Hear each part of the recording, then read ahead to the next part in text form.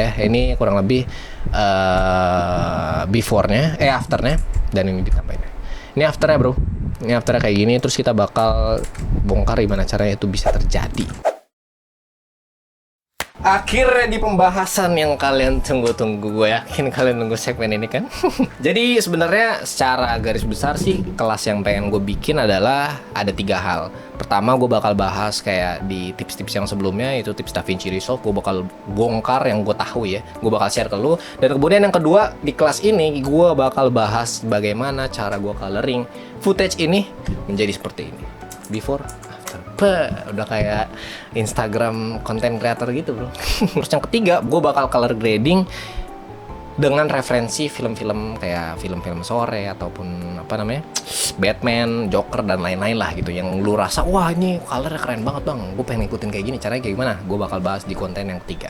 Gue sih agak kontroversial ya sama warna-warna konten kreator ya, kayak make glow banget gitu bro, glow banget, terus kontras parah gitu. Dan menurut gue yang paling susah adalah TVC look. TVC look tuh begitu, gue tuh kayak natural look tapi pop up gitu loh. Jadi gue juga sampai sekarang masih belajar ke masa-masa colorist kayak Bang Reno ataupun Mas Yudis gitu kan. Dan di video kali ini gue bakal langsung bahas, bongkar bagaimana cara gue color grading footage kayak gini.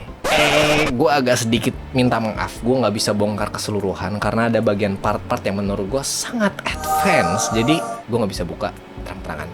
Perlu dinotis sebelumnya kalau setiap lo menghadapi sebuah footage, lo harus menghadapinya juga berbeda. Maksudnya setiap footage akan berbeda.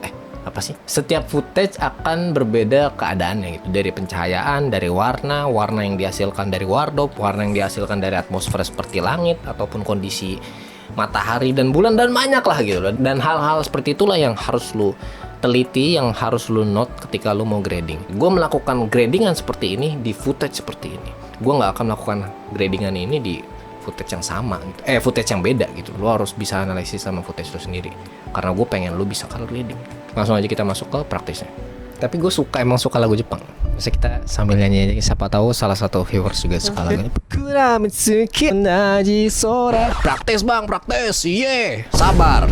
Oke, kita masuk ke DaVinci Resolve. Ini momen-momen yang wah gue tunggu bang. Gue inget banget itu ada yang komentar di video yang ini di Reels, lo bisa cek di @torikurobing.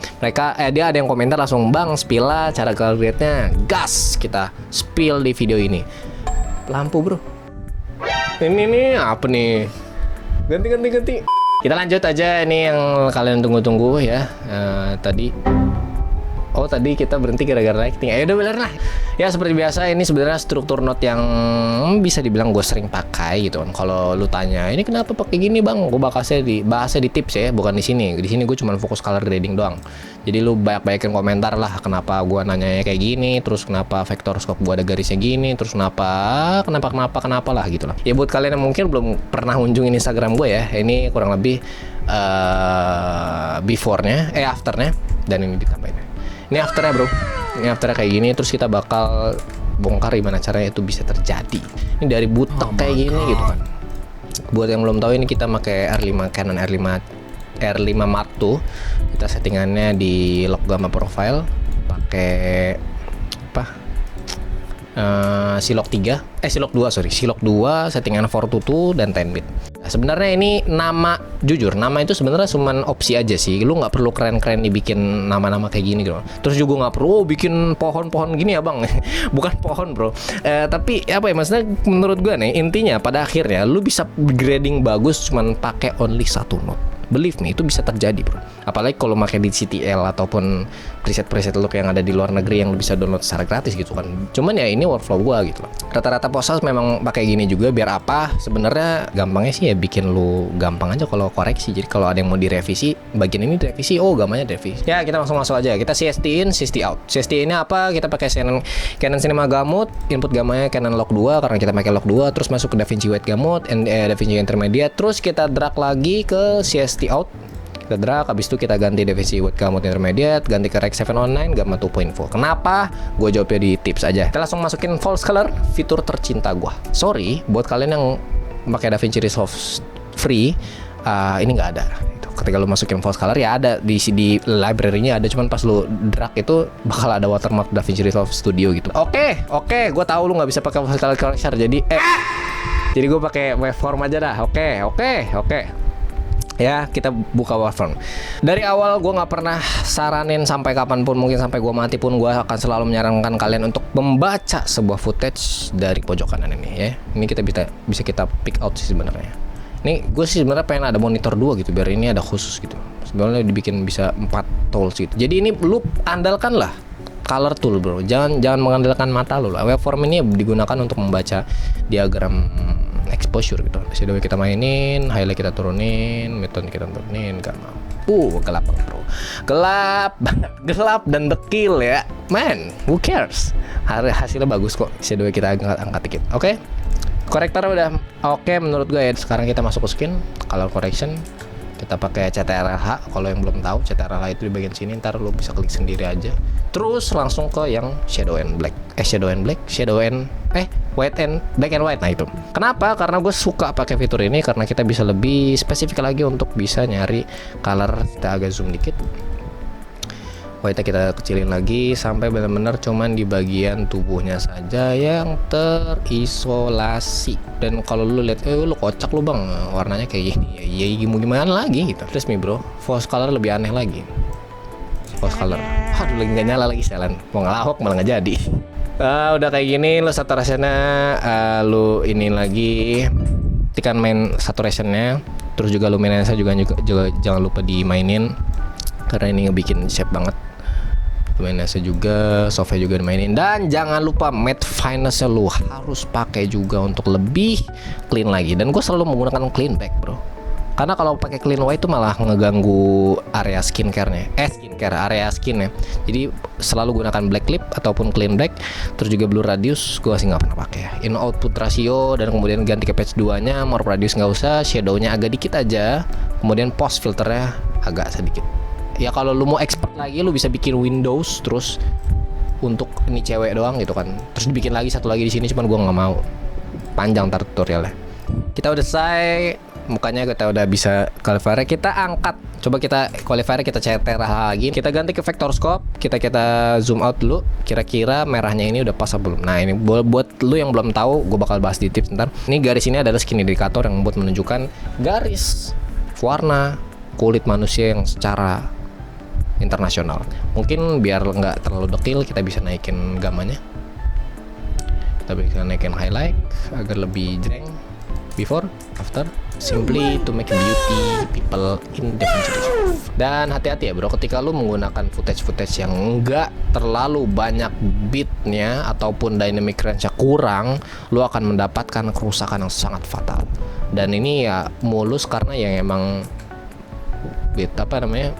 datanya berat aja gitu. Slide selanjutnya, di note selanjutnya itu ada gain dan gamma, dan di sini gue selalu qualifier, di sini korektor, di sini skin, di sini masuk ke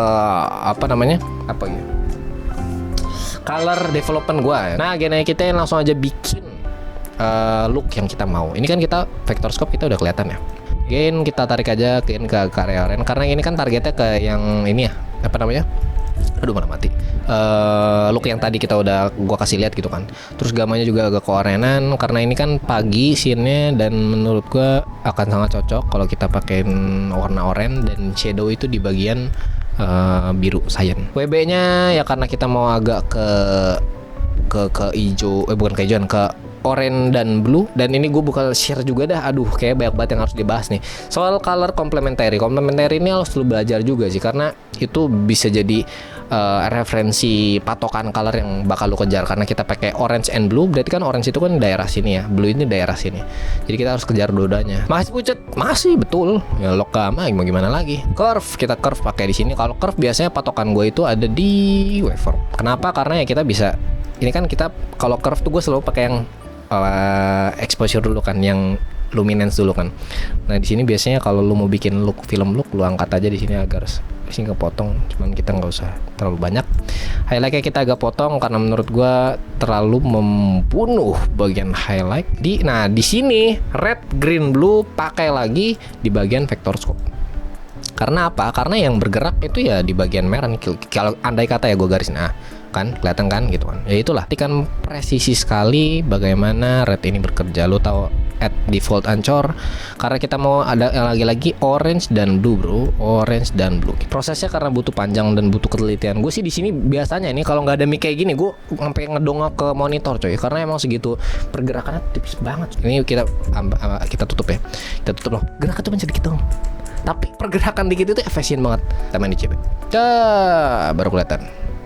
Biasanya CB sih jangan terlalu banyak ya. Saturation di sini bukan saturation biasa, kita pakai color space, HSV, terus kita pakai channel 1 matiin, channel 3 kita matiin juga. Terus saturationnya kita green, kita mainin. Nah, dapat deh kayak gini. Oh, kira bang gitu. Oh, ternyata selama ini cuma saturation ya. Asal ente tahu ya. Ini andai kata color development gue matiin, udah saturationnya kayak gini doang, bro. It's not all about saturation and color boost, bro. Itu harus juga pakai development warna yang lu bikin gitu loh. Buat yang belum tahu, vignette ini sangat-sangat umum digunakan di coloring dan mungkin hampir setiap shot digunakan itu. Even lu lihat pabrik gula apalagi yang horor-horor ya, atau film sore pun gue yakin shot-shotnya meskipun itu romansa tapi pakai tetap aja vignette. Lu turunin exposure dan ingat jangan lupa lu ganti lagi ke daerah pinggiran biar di bagian pinggir itu dia masih terasa gelap. Dan itulah tujuan vignette. Jadi kayak ngebikin depth gitu sih bro. Before after. Glow, lu bebas mau masukin apa enggak, karena glow ini sebenarnya opsi aja. Cuman karena emang dalamnya cewek itu kan, terus beauty itu why not kita bikin glow gitu. Glow kita naikin side risotto opacity 100%, mainin gamanya. Kita ganti ke soft light. Asal lu tahu ya, glow yang diciptakan sama di DaVinci Resolve tuh sangat-sangat membuat depth. Apa pembuktiannya, lu bisa pencet color false color. Andai kata glow kita matiin, nah ini berbeda nih, spektrum waveform itu berbeda. Oke, kita agak ulas ke belakang. Kita masukin CB, color boost, vignette, saturation dengan cara yang tadi, glow, kemudian di color wrap. Karena kita bisa nge-wrap dengan lebih mudah warna yang kita inginkan. Cyan kita agak ke bawah lagi karena pengen dapetin banget cyan. Paling gampang sih kita masuk ke hue versus hue atau hue versus saturation. Cyan kita naikin di oke. Terus juga warna hijaunya udah ganti ke oranye mungkin kita agak naikin dikit. Dan man, it's good, so far good bro. Kita bikin video before after. Capek bro. Tapi gue rela. Ya, that's it. Dan kalau nanya di sini apa, gue nggak bakal jawab karena ini secret resep, rahasia credibility. Kemudian false color ya, kayak gitu aja. Look so clean, not nggak terlalu lebay lah warnanya ya. Dari warna skin udah dapet, terus juga warna sekitar juga oke. Dan menurut gue you can try it. Dan kalau lu mau footage-nya lu bisa langsung ulik aja di link drive di bawah. Seperti yang gue mention di sebelumnya, jangan pernah terpaku sama apa yang gue lakukan. Nominal angka yang gue grading, entah itu saturation, color boost, dan lain-lain, gue nggak bisa jadikan patokan di footage yang lu pakai. Ketika lu emang berhadapan sama footage yang berbeda, lu harus menghadapinya juga dengan cara yang berbeda. Seperti lu melakukan wanita. Pasti anjing. Bagus banget. Gue aja kayak nggak ngebayangin, bagus banget. Percayalah bro.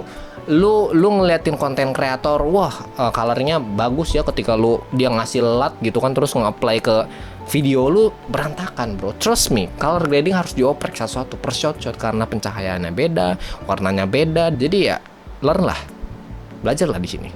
Mungkin segitu aja untuk video kali ini. Gue bakal bahas di footage selanjutnya, dan mungkin lu bisa nyaranin gue footage apa yang bakal gue color grading. Dan untuk pengakhiran dari video ini, buat lu yang pengen tahu konten-konten color grading yang lebih entertainment, yang kayak before after, lu bisa langsung aja ke Instagram gue dengan @torikurobing. Lu bisa lihat di situ banyak reels yang membuat lu, menurut gue, menginspirasi ya color reference lu lah gitu. Cuman kalau lu pengen cari yang kelas-kelas, gue bakal buka di stay tune on YouTube ini, dan bakal 3 kali video dalam sebulan, dan waiting for that lah. Apa penutupan gue ya? Keluar aja, cabut ya. Kayak GTID lagi gue.